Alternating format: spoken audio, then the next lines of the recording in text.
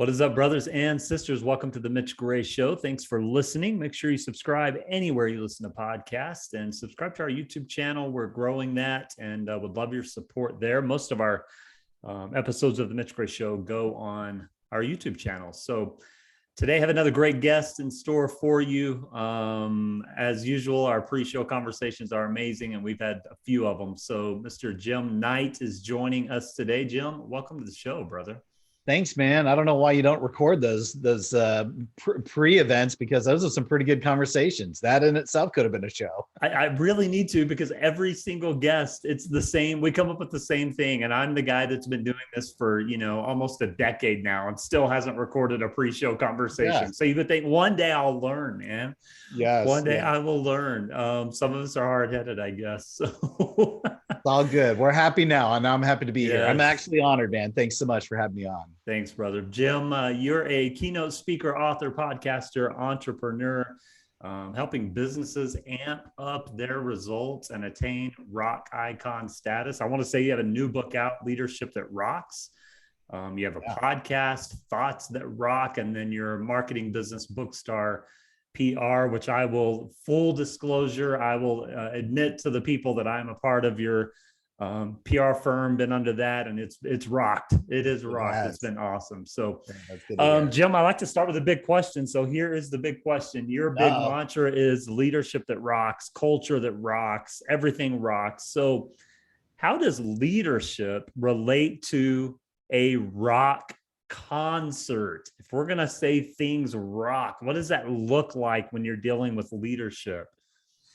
Yeah, great question. I would probably say if I was to start off thinking just my background, because it's in music, I have a music degree.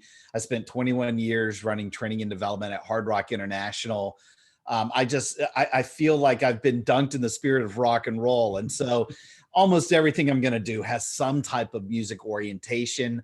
I love doing band and brand analogies, because I assume most of the people that are listening are fans of music of some sort. Doesn't have to necessarily be rock and roll, but they love music. And I think when you start to think about being in a team at a company, some type of a business, and everything that comes with that, like the camaraderie, the team building, even the conflict, when you've got compassion for somebody else, or even if you're trying to collaborate, like all of those things, it's the exact same thing when it gets to being in a band. So I do like to start thinking in those terms. And so once I have used that rocks sort of moniker in just about everything that I do, now I put it through the lens of music. And so leadership that rocks for me, I think everybody wants to get to the top. They don't want to just be a one-hit wonder. They're always trying to get their company, their brand, even if it's a personal brand. How do I get to the absolute best? How do I find rock stars, the top talent that you can find? So again, you can sort of see, I love to pull on the levers of that music analogy, but from a leadership standpoint, who doesn't want to work in an environment where it rocks? And I should say also, as part of that answer, it doesn't necessarily have to be like full on head banging, loud, fast, over the top, grandiose, like I tend to get. It could also be cool and quiet and subtle. The rock ballad is just as important as the crazy ender before you jump into the encore. So I think there's a lot of easy analogies. I'll start with that broad concept, but for me, it's just worked. And I think it's part of my edutainment, if I will. Yeah. I love that, man. Everyone knows that every rose has its thorn, and that those ballads are kind of the key that opens the door. They're like the permissive songs that let the anthems kind of come out and play, right? Yeah. Well, the anthems don't mean anything unless you do have every once in a while an occasional, you got to, first off, no concert ever ends with the rock ballad. So, when you've got that moment, and we used to do the Bic lighter. It was like, and we'd all sit there and relish the moment. Now everybody uses their phone cameras, but no concert ever ends. It's a moment for you to sit back, lean into it and go, man, remember the good old days. And you remember where you were when you first heard the song, or who you were hanging out with, or who you were making out with. Like, that's a cool moment. But then right afterwards, here we go. It ramps back up to the killer song that you remember. So, and honestly, that's a cool leadership analogy as well. Like if you expected a certain type of leadership style, or how you want to be communicated, or how you want to be rewarded and recognized, you're going to be different than the guy or girl next to you. So Mm. as a leader, I got to figure out what is it that's going to do it for you? How can I absolutely rock your world? And it might be, I got to be quick and fast and inspirational, but this kid over here, I got to hold back and I got to let them do the majority of the talking, or I got to maybe prop them up in front of other people. So again, it's sort of like a set list, if you will, at a rock Yes. show. I got to pick different moments because that's what it requires for this person at this moment. I love that. So tied to that, you had all these years at Hard Rock Cafe, pretty much, if I understand right, kind of traveled the world training Yep. people, and you're still, even though quite a few years ago you moved away from that, you kind of leveraged that into speaking, consulting, entrepreneurialism. What really kind of motivated you to go, okay, been in this corporate life, learned all some really cool stuff, met a lot of great people. What motivated you to kind of take what you learned and begin manifesting it in a way that you felt people could relate to? Yeah, great point. I think I felt like I was pretty mediocre at a lot of stuff. I think I really had one awesome strength, and that was I could influence people when I'm in front of them. So whether it was video or some e-learning course, but definitely, platform speaking, if I could be in front of some humans, I felt like I could influence them to do the things that I needed them to do. And for me, in a lot of cases, it was a preordained result. Like I knew I needed them to absolutely rock an individual or a company's world that was based off of human behavior. So I felt like internally at Hard Rock, I was fairly good at that. But then I got to a point, and actually there were several reasons why I ultimately decided to do what I'm doing now. One is I felt like I wanted to write a book. I wanted to get something down in print. And if I was ever going to do that, if I did it while I was working there, it would have been sort of a work for hire that, the Hard Rock would have owned that book. Right. It probably would have been a property of theirs. So, and that's a little bit more of a tangible side. But honestly, I had an awesome team. I had 8 or 9 people that were working for me who I would say half of them were promotable. Mm. And I was at that time a senior director. I'd moved I started off as a host. My hair didn't go up, by the way. For those that are actually watching us on the YouTube channel, I got some spiky hair and I actually just got a haircut. So it's usually like an inch higher than this. Yeah, it's only about 7 inches today. About 7 inches. It's usually about 12 and a half, 13 inches, right? But back in the day, back in the 90s, I had a mullet, so I could sit on my hair. My hair was so long. And so we all sort of had that hairstyle back then. And, it was just a kid seating tables and ultimately worked my way up. But when I left Hard Rock in 2012, I'm looking at this team of people and I'm like, man, they're all promotable. They're all managers. I'd like to get somebody to be a director or take over my role. I'm probably in the way. I've been there for 2 decades. Mm-hmm. But the main reason was that I was fairly, I would say, well known in food and beverage. I was actually already starting to speak on the side. I never took the money. I did charge people, but I gave the money to Hard Rock. So I became a revenue generating initiative, which, by the way, never happens in training and development. We spend money. So the fact that I was actually bringing money to the bottom line was actually pretty cool, but it fed the beast in me. And what I started to do, which is kind of where your question started with, I got to the point that I didn't want to just do what I could here in a horizontal way. I wanted to go vertical. I wanted to start facilitating and speaking and sharing some of these concepts around leadership, employee engagement, service, culture, these things that I knew fairly well. Could I take that to banking, to insurance, to real estate, to funeral directors, which are some of my biggest clients? So really, it's sort of a combination. It was, I wanted to give somebody else a chance. I'd sort of won as many awards as we possibly could with me being there.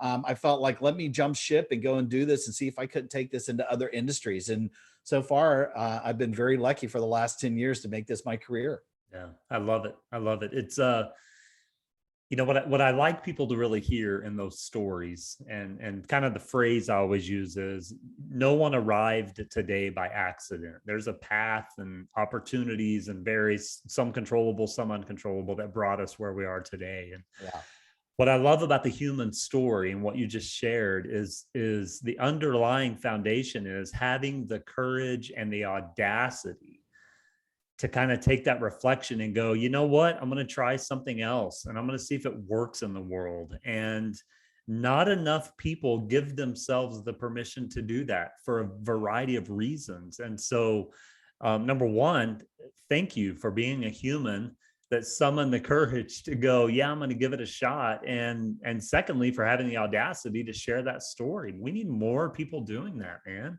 Yeah, I'm not sure my family would agree with you. I was pretty happy. I was making a good salary. We had good benefits, and it was free food, and it was just, to leave and to tell your significant other, I'm going to go do this, and they're going, what, you're Why? leaving all of that, and somebody's going to pay you to go and speak, and Right. it can be quite lucrative. I mean, I've moved into some other areas, but really the essence of your question is, I really thought that I could I needed a louder voice on the planet.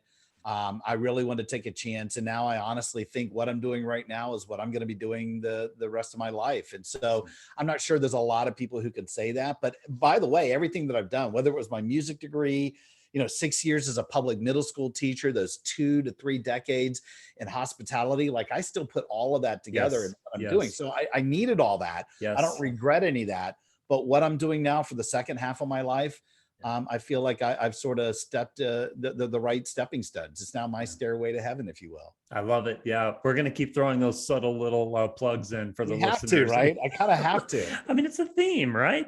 Yes.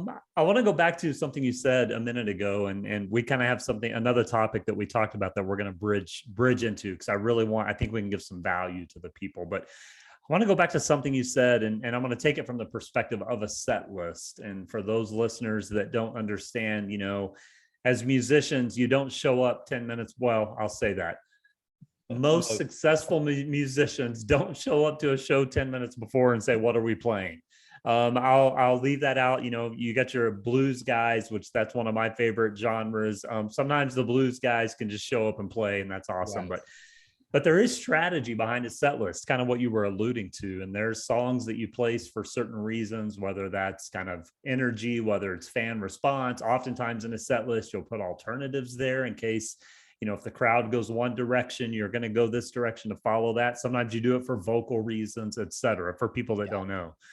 That is very apropos to what I call alignment, especially when you're talking about being a leader who has a team of people, multiple responsibilities and jobs. And so my question is, when we're comparing the strategy of a set list to alignment, is, from your perspective, how important is that alignment? I call it getting the right people on the right seat and the right bus.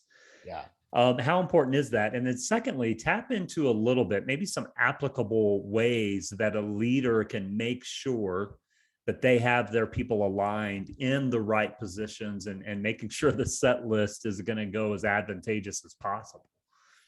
Yeah, so I mean, it's a great question. And I think if anybody saw any of the content that I provided, any of the programs, different platforms, I'm probably going to say out loud, and I believe this, that everything is predicated on human behavior. Yes, so yes. If you start with that mentality, now everything else sort of starts. Great word, by the way, the alignment. Everything starts to align, because if you put all of your recruiting, hiring, interviewing skills, if even in the way that you train and communicate and develop, even at the tail end of that employee life cycle, how you reward and recognize and inspire and motivate and even separate from somebody. Like, I believe along that entire continuum, if you had really good strategies in place, really good activities, you almost can't go wrong. I don't want to say you fake yourself into leadership, but I'm a systems guy, and I think the more that you put into place, the better off you're going to be. However, this stuff only is as good as the person that you're going to put into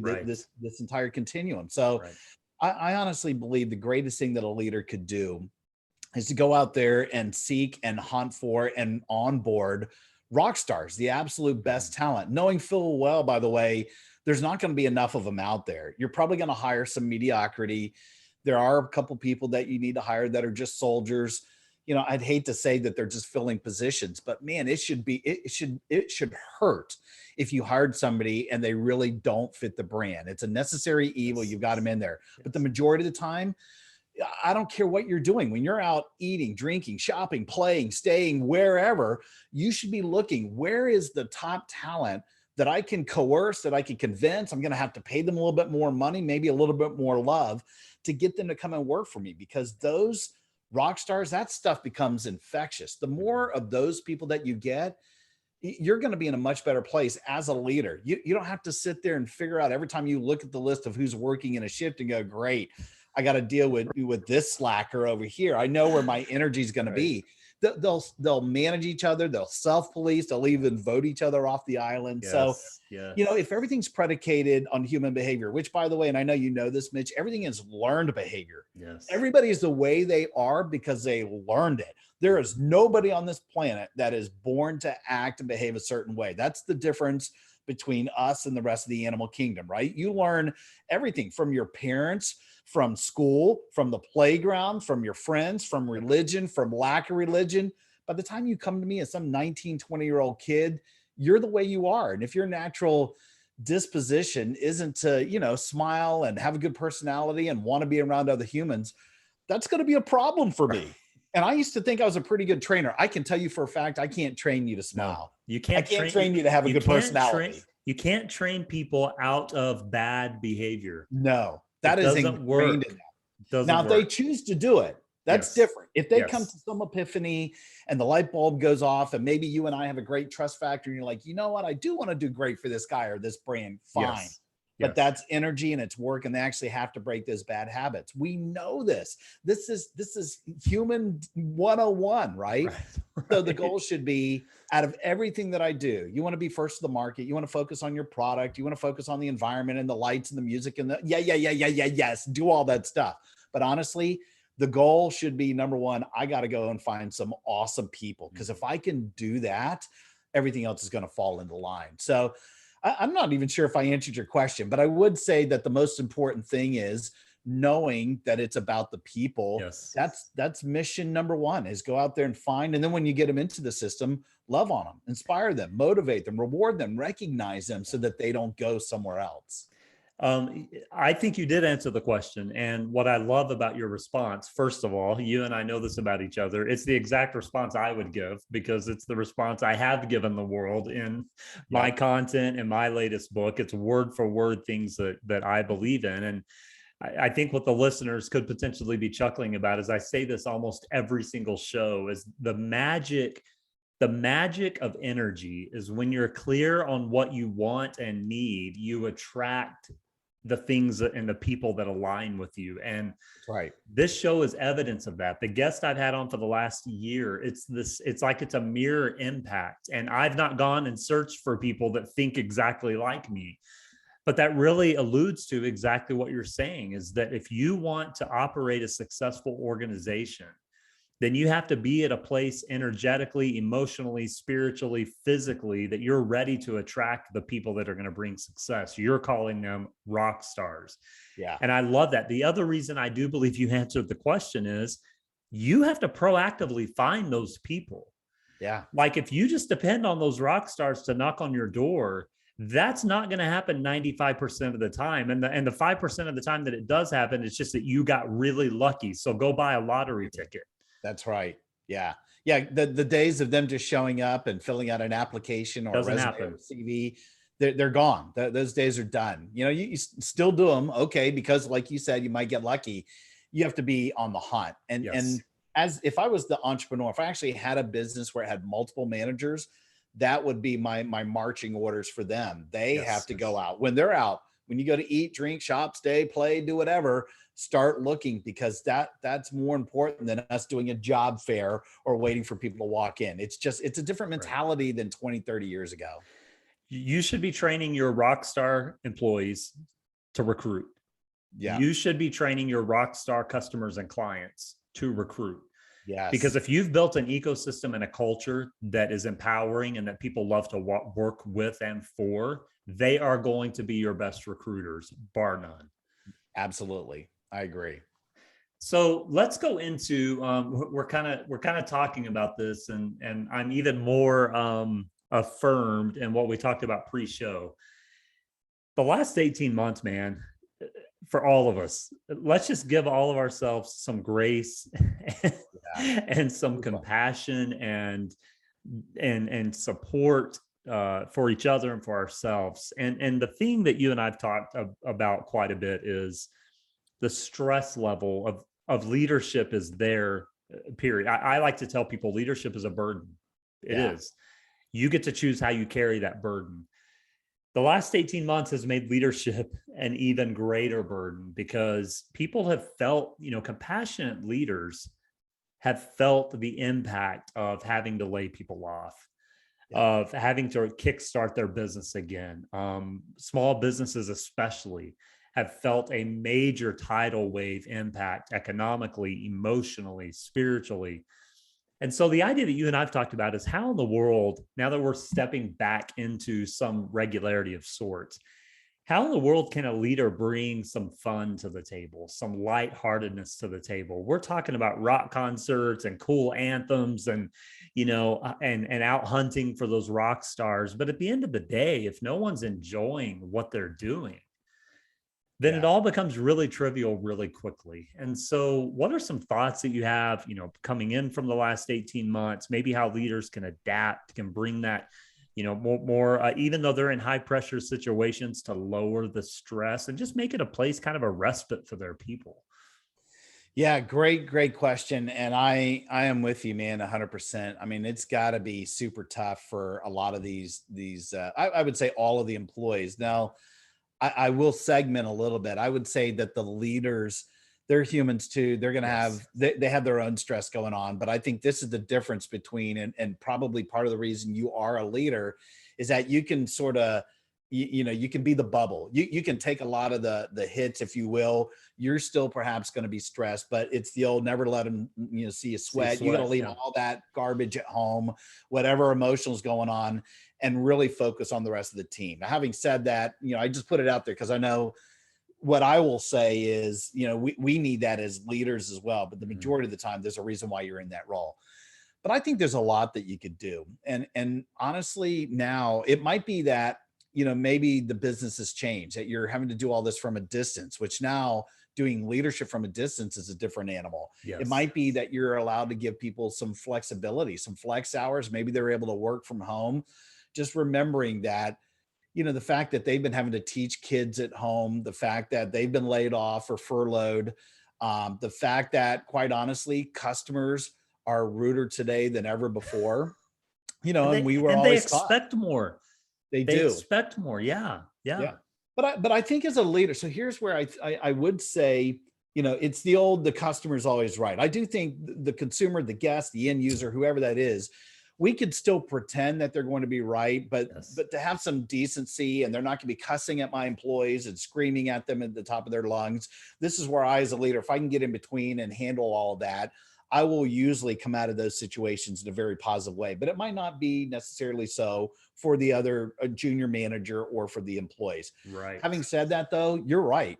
Customers expect a little bit more. So if it were me, it blows my mind that we're still, in some businesses, some were completely not even open for a year and a half. Right. And yet they've opened their doors. And now, and I particularly see it in hospitality, it's laissez-faire. I don't have the right people there. There's no sense of urgency, no attention to detail. Well, then I do actually blame the business. I'm like, are you kidding me? You haven't had any sales for a year and a half. Let's bend over backwards, knowing that people need, for the most part, I don't want to say every company, but for the most part, the businesses I've been involved with, people are using disposable income. Unless you're the only one around, nobody needs you. We totally need the customer more than they need us. So I just don't get that we have people that are still in some of these service-oriented positions that don't really want to do everything they can to make the guests or the consumer happy. I would be doing everything possible. And having said that, people are ruder today than ever before because of their expectations, because they're also stressed and frustrated from home. I get all that. As a leader, I go, what could I do? I'm going to back my people up. I'm going to support them. If somebody is breaking our value orientation or treating them with really bad disrespect, I'm going to have the employees back. Boy, that goes a long way in a leadership role. I'm going to look for opportunities perhaps to implement, if I didn't already have them in place, communication forums. Could I sit around and look for opportunities for people to give me feedback and tell me how things are going? Not just at work. I mean, that would be good to nip some things in the bud, but what's going on at home? Like, I've seen Yeah, it's out there that there are people that get frustrated when the boss doesn't even say good morning or goodbye to them. And I was probably one of those people. Every once in a while, I really would try and get from my car to my computer without making eye contact. You know what happens, right, Mitch? If you ask somebody how Yeah. their weekend is, they actually talk back. They're like, Right. oh, yeah, this is what happened. There goes 30 minutes of your life. But now Right. I'm a firm believer that those quality conversations are some of the best that you could ever do. Yeah. Get them to come back, to feel very comfortable. Listen, we're going to spend the majority of our time at work more than anything else, more than sleeping, hanging out with your kids, your significant other. You're going to be working at a job. Yeah. Why not make that fun? You know, like the word that you said, I'd be looking to do games and contests, like some of them with some type of a prize. You know, some of them are nothing but just goofiness. I Right. remember at Hard Rock, I worked in, so I'm in Central Florida, and hot as all get out. And I remember literally on days that we're pumping 7,000 people a day doing $35,000 hours, which might not mean a lot to a lot of people, but that is unheard of in the That's restaurant world. huge volume. One of the Huge busiest volume. restaurants Yeah. in the world. And Right. so as a manager, I would have maybe 100 people that would be on staff. And so one day we just decided, whoever the manager was, the GM at that point said, tomorrow everybody wears sunglasses. So we had all the Mm, employees wearing sunglasses walking around. And so here was the goal. You had to go through the entire shift without the sunglasses coming off. And if you were caught touching your glasses or adjusting them, then you had to take them off and you were out. Whoever was left standing at the end were going to win, I don't know, a case of beer, or maybe it's lotto tickets, or we were giving them cash or whatever. yeah. And so all day long, people are laughing. And now you're getting the customers to get involved because we're all Yes. sweating and running around. Yes. They're helping you. You're explaining them what's going on. They're pushing up the glasses for you. It was an absolute fest all day long. We were laughing so hard. Yeah. It had nothing to do with the business. It had everything to do with the environment, the culture that that manager created. And so I'm going, what type of contests and games could I take them team building? Could I go Yes. go-karting Yes. with a couple of people? Could I go bowling, which is like the number one team building event in corporate America? I'm like, Yeah. it doesn't matter if you're awesome or if you suck at bowling. People love doing it. And you put a little bit of bowling pizza and a few drinks, and man, high fives and hugs Yeah. and love and everything else goes on. You know, I just think there's a lot of ways, whether doing meetings in a different place, maybe going outside, getting a corporate dog, having family days, inviting, you know, a kids day where they could come in, maybe doing a boss swap, let the boss do employee level positioning, Mm, and mm. somebody, you know, some maybe an up and coming leader, they're the boss for the day. Like, I just think there's so many cool things. Maybe from a philanthropic standpoint, I call them random acts of rock, but random acts of kindness. What are Yeah. some things that we could go and do and give back to somebody that's less fortunate? You know, there's some things. I've been very lucky in my first book, and I'll sort of wrap up the answer here. My first book was around culture, and I know your book also has a lot to deal with culture.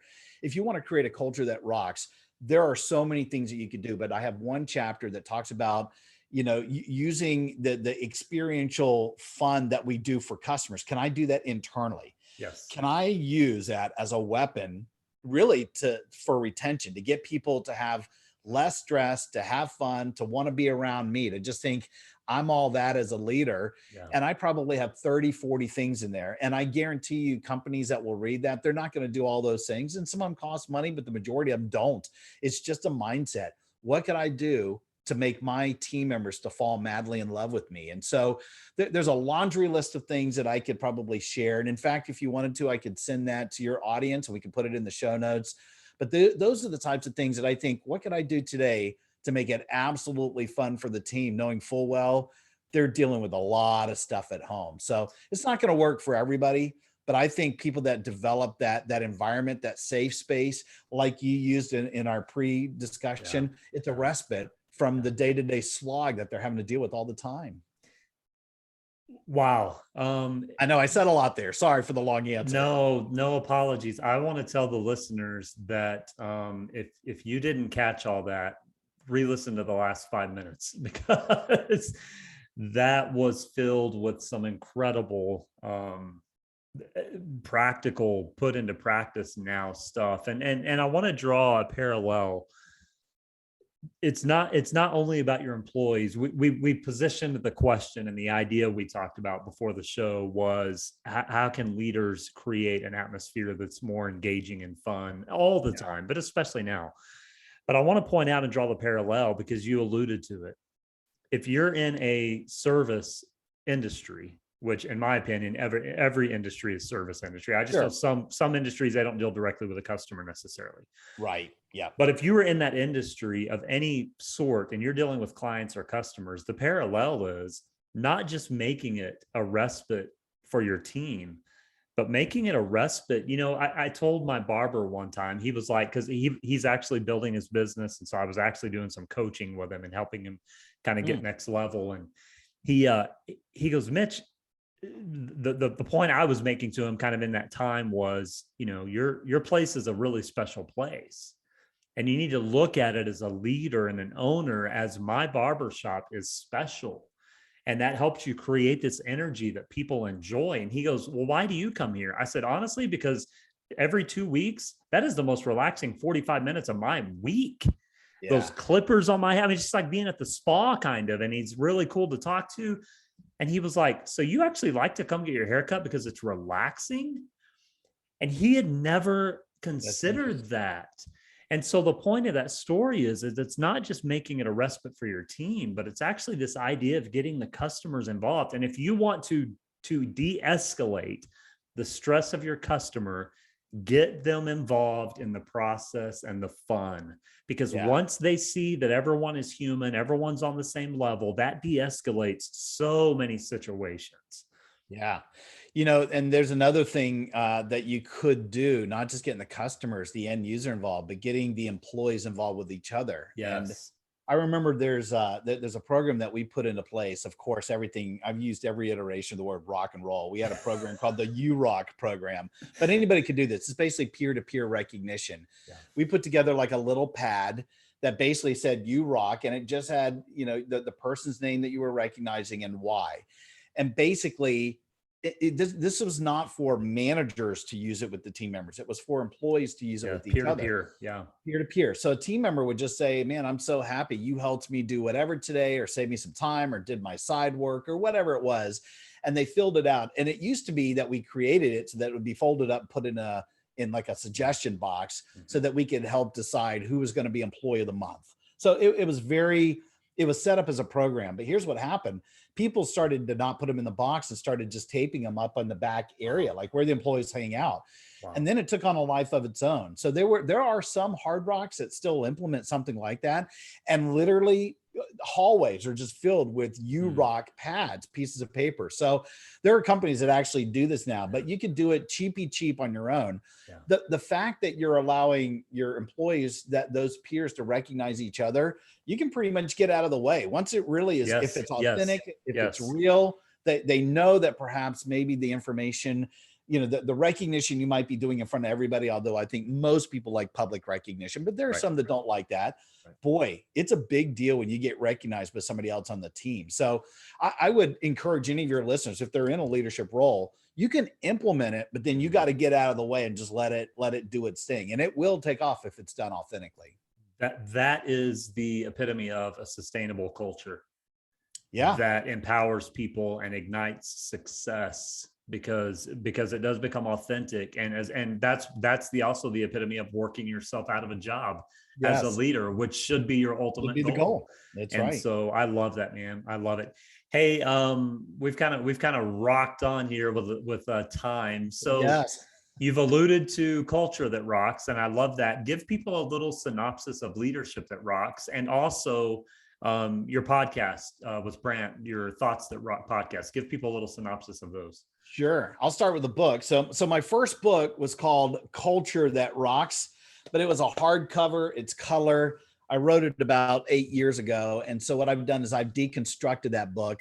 It was dense. I've had a lot of people that love it, and I'm so thankful for it, but it's got some autobiographical stuff about me. It's got obviously some hard rock eddies and currents, but it is about culture. And that is such a broad, nebulous term. And I put a lot of stuff in there, but the main tenets were around leadership, service, and engagement. So I'm actually now writing 3 books. They're thinner, they're black and white, they're a lot cheaper. The first one is Leadership That Rocks. And if you look, the very top here, it has the number 1, culture that rocks. This is the first in the series. So I'll have the second one come out next year around service, and then engagement in the third one. But basically, if you put them together, it would make up the essence of my first book. And it gave me an excuse to have a few more relevant stories. I talked about people, but literally being, as you know, speaking in front of all these companies that you get exposed to, there are brands and companies that from a culture and a leadership standpoint, oh my gosh, I have fallen in love with them. So I want to try and now make it a little bit more relevant. So both of those books are available wherever you want to get it. And I drive everybody to my website, which is Night Speaker, my last name, KNIGHT, nightspeaker.com. You can pretty much see everything you want there from the books and my programs. But the last thing that you mentioned is the podcast that I do with my good friend, Brant Menswar. And the name of that podcast is Thoughts That Rock, of course. But it's basically about providing great pieces of advice, the best pieces of advice that you can get. And we try and do that in about 30 minutes. So we've had some pretty influential, pretty well-known celebrities on there. It almost doesn't matter how big a name they are. That might get the hook for you to listen. But we've had our next door neighbor, we've had people on our team be on there. As long as they've got a great piece of advice and we give them a corresponding thought to go with it. So really get 2 pieces of advice in about 30 minutes. It is just, again, it's edutainment at its best. So we get goofy on there, but I think most people tune in to just make their lives, a little bit more amped up, a little bit better. Yeah. I love it, man. I love it. We need to have you on there as a guest at some point. Yes. Let's make it happen. I think we'll, maybe we can make it a smoother transition than you and I had getting. Yes. Life happened when we were trying to get this interview, man. And that's kind of goes to my last thought. And really this is kind of the underlying point that you've made through the whole show. And that's our mantra for the Mitch Gray Show, bringing the art of humanity back to leadership. And that's exactly what you're talking about. And you've said it a million times. It's a phrase that I also use a lot, and that is human behavior. And if we can just all take that deep breath and just remind ourselves that server that's helping you is human.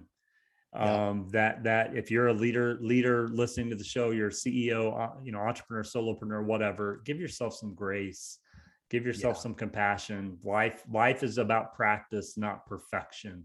That's right. All those stories you've been giving us today, that's exactly what you're saying. And so thank you for sharing that and giving us some good stuff. So what's the one thought you want to leave the people with, brother, before we sign off? No, man, I appreciate a bunch, and I know that you and I live in sort of an entrepreneurial space, and we get a chance to do this as our own bosses. There's probably a lot of people that don't get a chance to do that. And that's why you've probably had a lot of leadership speakers in the past. There's certainly not a shortage of it, but I really do believe this. I think that everybody, I think a single person who has a great idea can start a revolution. Yes. And that's how dictator-led countries are overthrown. That's how philanthropic movements are started. That's how churches are started. That's how businesses get better, and cultures get amped up. You've got to bring yourself, your full authentic self to the party. And if you have any love at all for the business that you're working in, even if you're maybe an up and coming leader, or maybe you just feel like I'm just a team member, I'm just trying to make a little bit of scratch over the summer, that's fine. But you're going to spend the majority of your time there. So if you've got great ideas, you need to bring them to the party and share it. And then you know what happens? You get more responsibilities, you get promoted. And all of a sudden the things that were just in your circle of concern that you cared about, but you never could do anything about it, now they're in your circle of influence. Your influence and impact has really grown. So I am always interested in surrounding myself with an army of promotable people. And how you get there is you got to have people that have that mindset. Single person, great ideas, they can start a revolution. That's how the greatest songs were written. That's right. We'll circle back to where we started. That's how the greatest songs were written. One of my favorite artists is Bob Marley. And you talk about a single person that started a revolution, man. That dude touched generations to come. So yeah, I love it, brother. Thanks so much, Jim, for being on the Mitch Gray Show. Folks, please go check out his book anywhere you can buy books, both Culture That Rocks and Culture That Rocks is still in publication, correct? Sure is. It is. So you can buy Culture That Rocks anywhere and Leadership That Rocks. Subscribe to the Thoughts That Rock podcast. We'll have all those links in the show notes and on Jim's profile page. Make sure you subscribe to the Mitch Gray Show anywhere you listen to podcasts and spread the word. We need that single person with a single idea to help us spread the word to get the message out to the masses. So, Jim, thanks for coming on the show again.